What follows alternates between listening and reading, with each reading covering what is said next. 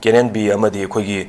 PDF ki chatharakhiba attack asida Assam Rifle na mateng pangsin labra haibagi achetpa thajaba amadi jingnaba haiba tare masi leire haina khoi khungi village authority chief na so khoi swaina phongdor pir ki oja masida jingnaningai ori haibasi khoigi attack tor ho matamda akhoi gi left and attack tor khiba amadi yamna jingnaningai oiba mongda Central Force akhoi gi Assam Rifle leina makhoina adumaina attack tor khiba si makhoi bok yongna saruk yarabra attack sida haibagi jingnaba leina khoi khungi chief na so khoi phongdor pir oja masi khoi tampakta sumaina sum koi maitai ko ki toromdagi sumaina jaga jaga changa som thokchalak bosi koi state chi sarkar ji aswoiba oigadori bra natraga masi yengjen biri ba authority jing dugi aswoiba oigadori bra ja han oina masi kamain thambini ngos ha jage ai no su ndo ge koi analysis tabi ru po ina ko no khulum jari hoje pauche sing da ko ge irak pa report to bude ko ne ji ko chumi hoje ko ge lai ba ko ge Manipur later Kogi Central Forces go. Singasina Kogi, Fazana, Manipur Gilwan order Yangi Puzzle and Tunga Mating Pangula. I don't know Masaki duty to Fazana went back to Ibra. Me and Marilyn and the later Habi Matanga, Wangam Laini. I don't think how Gibaki make it to go. The border plan that Kogi Namli Soro go. I think I can't Sikim Amunson later. I said the Kogi. मैं मालूम थी कि कुछ ऐसा लगा कोई क्या नहीं भी अरे कोई PDF न चिंग मशीन चला कोई अरे खुंजरे चंचल लगा ना मोइना नोए काशन ना अरे कि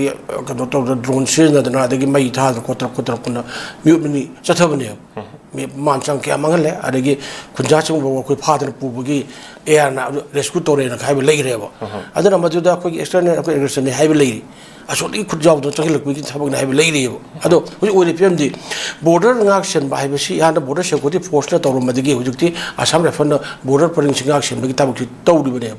ado inak nang na akoi kamjong district ki haiba choro nambi ko haiba khulachi da magi asom dagi Myanmar gi border lajik laga na yana ma thona leina mating leina mogi akoi gi moina attack pungi samjara ba khunja sing ado attack to sun ba mai tha ba to do adu matam dra koi kamai to dra koi Assam Rifle ki kangbu nak na ro de ko na khang da bu chi ne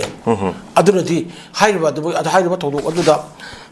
bogi Assam Rifle se se koi mateng pangchil labra haiba gi singna ba ma yam chong ro pon mi wa ne adu gi matang du su ko gi home minister ko Manipur ko matang ko jam masuma ga loina na ko gi MLA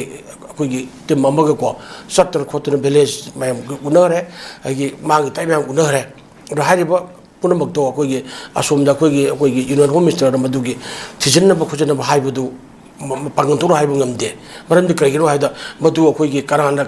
तौबुनो कदौनो हाइबदुगी वादुदी कोई खंगदबदिना ना हाइगिबने अदो हुजिक live वफमदि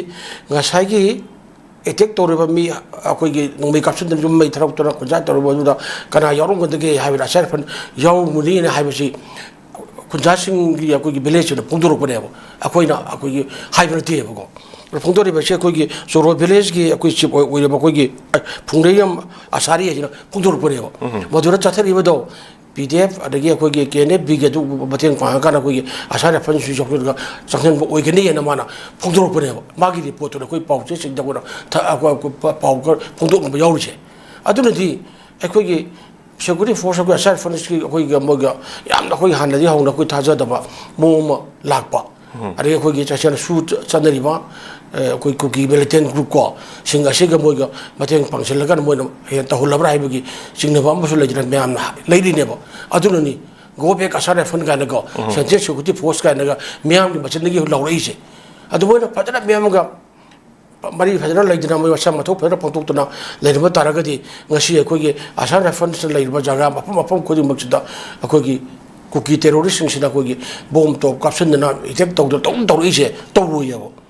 Other Masida Kogi, Muida Kogi, Matan Pangela, Rahi, Kogi, terrorists in the Hengaleba, Hinsak, Tabu Hengaleba, attack to Hengaleba, by a Ponakita, Mui lady, women on the Tobunin, Hibishin. I don't know. Sing the water, so come to the cold over. Assam Rifle sing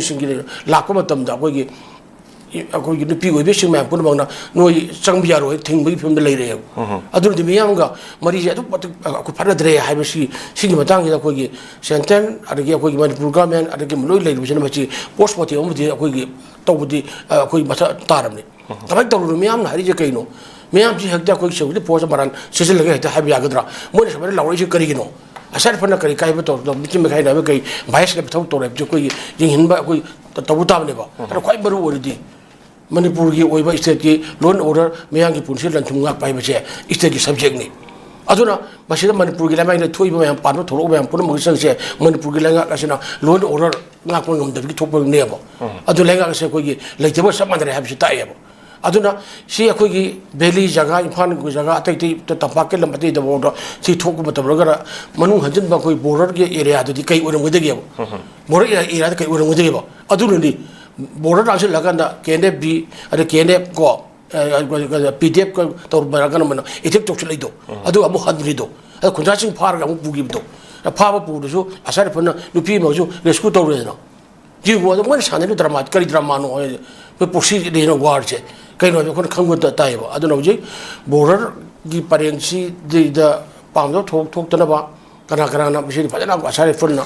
kari gi bam pon mo section ngak sem ba tai adu na traga de ko gi border me da le ba a ko gi प्रजा सिंह से मन तंगतु लेता हिंग ngam ro yabo aduna sarkar na masi phajana ngak sembe thabuk konflict dumni adu borod bayam se leiriba kana kana changi nungmei la lon ba drug la lon ba ko ade pa ta thoro ke am illegal immigrant mayam schooling no leire hai mesi ta avne yabo aduna khul gi akoi gi soro gi village prasa ban phulingam na phungdu isini ada sara panjaw ri hai bi ching na ba leire hai be che ma sara phungdu ro pani adu mayam gi government gi lakong ada ge glu alu jong ri ni adu masi jeng jeng bam thui kai bok chomi hai ba si